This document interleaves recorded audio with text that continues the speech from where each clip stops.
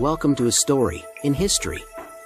This isn't just another history lesson, it's a journey into the heart of God's grand design, where the Bible's timeless truths collide with the extraordinary events that shaped our world. From the wonders of creation and the power of the flood to the awe-inspiring tales of Moses, David, and Jesus, your hosts, Dwayne and Cheryl, will take you on a thrilling exploration of God's unfolding plan for humanity. With a passion for storytelling and a knack for uncovering deep insights, they bring history to life like never before. Prepare to be amazed as we unravel the mysteries of Scripture, connect the dots of history, and discover how it all points to one ultimate truth. This is a story, written in the pages of history for all to see. So grab your coffee, your Bible, and your curiosity, because his story in history is about to begin.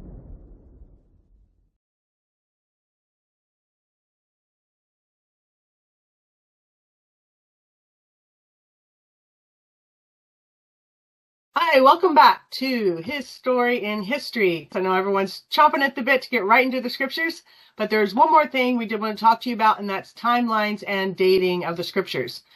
However, before we get into that, we did want to address a couple things. So as Dwayne and I were reviewing the last 3 episodes, we realized there was some information that we think you would find helpful, and we did want to bring it up.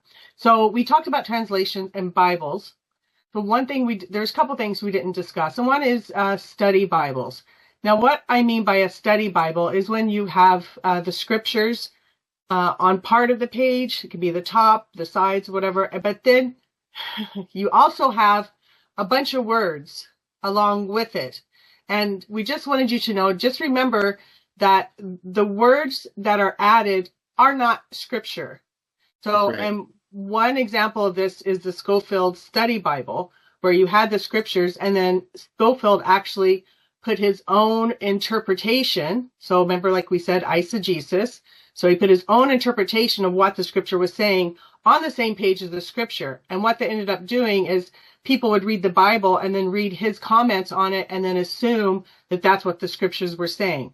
So if you have a study Bible, we're not saying that those person's comments are right or wrong. That's just their perspective, their interpretation, and sometimes it's helpful and sometimes it's not. So I just wanted to clarify that. Dwayne, you have anything else to say about study Bibles? I know you've used study Bibles, so we're not saying don't use them, but what do you think, Dwayne? First of all, I believe anybody that goes, the majority of people that go into biblical studies go into it with altruistic motives. It's because they're interested in the truth. They want to serve God by looking into God's word, showing the veracity of God's word, supporting with historical and archaeological evidence. So we're not, and even the same thing goes with paraphrases. We're not saying that anybody is purposely out trying to deceive people. We're just saying that sometimes, in our eager need to want to be helpful, we can actually add distractions that are not so helpful. This Bible here, this is it's a master. Oops, sorry, there you go.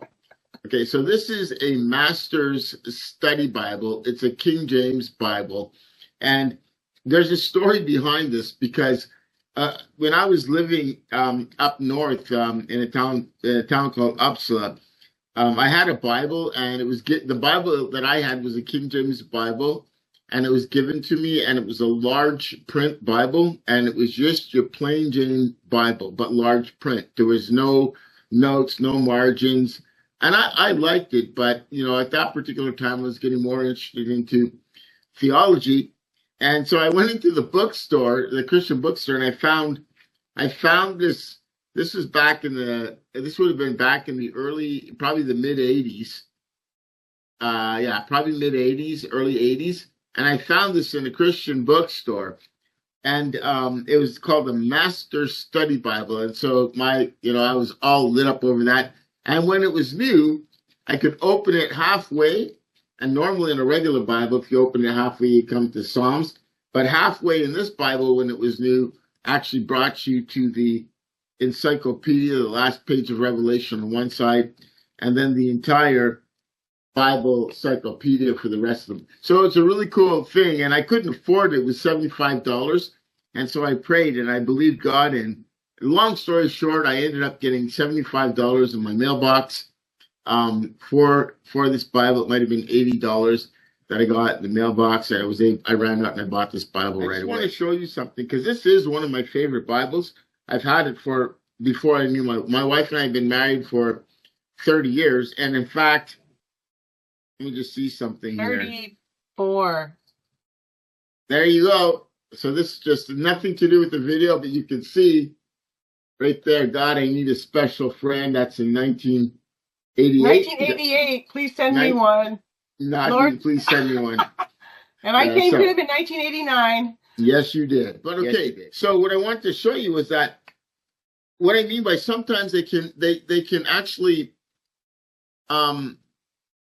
be not so helpful is like we have so the New Testament, when the Bible was written, there's a couple of things. In the New Testament, it wasn't written with chapters, it wasn't written with verses, it was just capital block Greek text run on, right? And so you have to know a little bit about Greek syntax and stuff like that, and the translators do, and we're thankful for them because they give it to us in a readable form.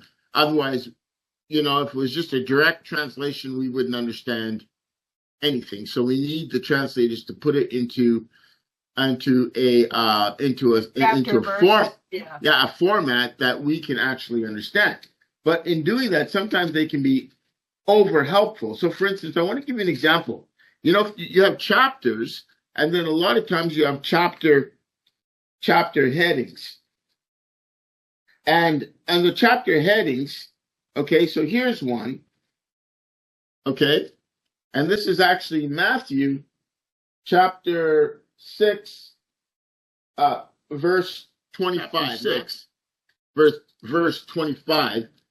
And if you can look at the chapter heading, it says exhortation to care little for worldly things. To care little. Okay. To care little. When you read the text does not say care little. It says don't care at all. Mm-hmm. So when you're reading these, it's just a warning that when you're reading these chapter titles, be careful because they can soften the impact of the text on you. So if I'm reading a heading that says worry little, then I say, oh, okay, well, there is room to worry, but I just can't let it be, I mean, I got things that I got to be concerned about, right? But actually the text says don't be concerned about these things. And Jesus said that. Yeah, he did. He said you literally do not need to worry about these things. Well, you got to be a little concerned, but don't go over it because God said, no, he's saying don't worry. So, we just want to make sure that you don't hear us saying, the only reason to read the Bible is for academic reasons or to actually study the context. However, there is definitely a place for that, but there's also a place for just personal reflection. So I think maybe in the previous episodes we made kind of a right or wrong distinction. We never want to do that, right or wrong. We just want to say, look, here are the options, and here's some of the strengths of this position, and here's some of the weaknesses of it. So so Dwayne, what do you think about like devotional Bibles or reading the scriptures just for devotional purposes? God's not called everybody to be a pastor. He's not called everybody to be a teacher. But we all should know his word, and that's not an excuse for us not to know the context.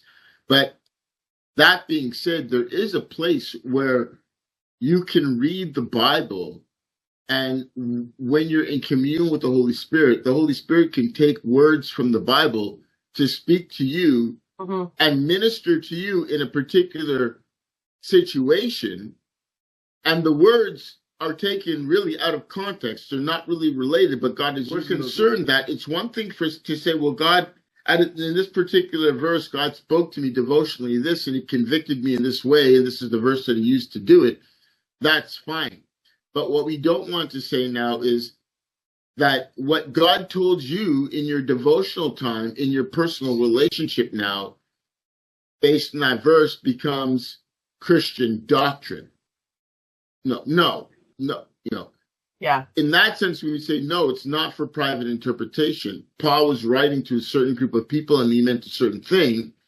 But God is good. God is great. God can do whatever he wants. And he can speak to us individually, personally, from a particular text. He can use a text that was being ministered in a certain way to speak to us in a certain way. But that doesn't mean that the way he's speaking to us is what that verse means. And frankly, God has done the same thing with songs on the radio. Every move you take, every lie you make, I'll be watching you. It convicted me. It actually brought comfort and convicted me. It's like, I'm watching you. That can be kind of scary too. The two greatest, there's two great, I've said this before, two great thoughts. And the first thought is very, very liberating, and that's when we stand before God, God will be the only one there to judge us. And nobody else will have an opinion or say. And that would be that's one. And the second thought is very much like it. When we stand before God, he will be the only one there. And he will know everything about us. That's not good. And there will be nobody there. So both of those things are true. Nobody there to stick up for us. I keep butting in. Go ahead. So I can't have your back when you go to heaven. Sorry, baby. No, he knows it all.